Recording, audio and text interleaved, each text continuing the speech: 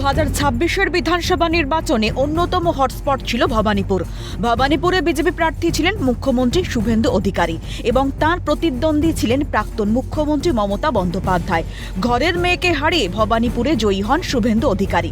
উপরন্তু ভবানীপুর ও নন্দীগ্রাম দুই বিধানসভারই জয়ী বিজেপি প্রার্থী শুভেন্দু অধিকারী। তবে বিধায়ক পদের জন্য ভবানীপুর বিধানসভাকেই বেছে নিলেন তিনি। বুধবার 18তম বিধানসভার প্রথম অধিবেশনে ভবানীপুরের বিধায়ক হিসেবে শপথ গ্রহণ করেন তিনি।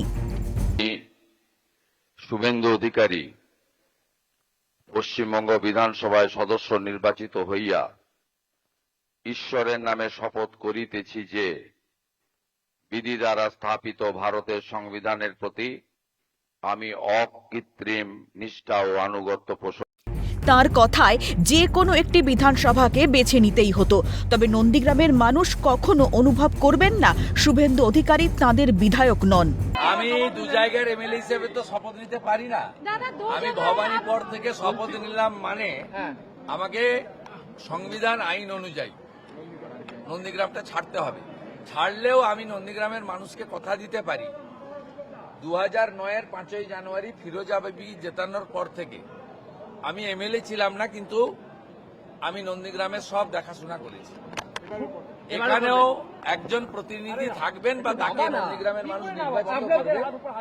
নন্দীগ্রামে বিধায়কের পরিষেবা থেকে শুরু করে আমি নির্বাচন চলাকালীন যে সমস্ত উন্নয়নের প্রতিশ্রুতি দিয়েছিলাম, আমি অন্য এলাকার উন্নয়নের সাথে সাথে নন্দীগ্রামে দেওয়া আমার কথাও আমি কার্যকর করব এবং নন্দীগ্রামের মানুষ তাদের আমি আগামী 5 বছর বুঝতে দেব না যে তাদের বিধায়ক শুভেন্দু অধিকারী নয়।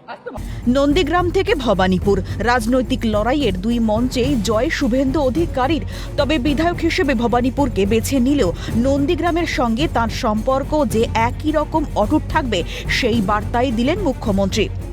ক্যামেরায় জ্যাকি সিং, অপূর্ব দেবনাথের সঙ্গে খালেদ জামাল, সুদীপ্ত পালের রিপোর্ট, ক্যালকাটা নিউজ।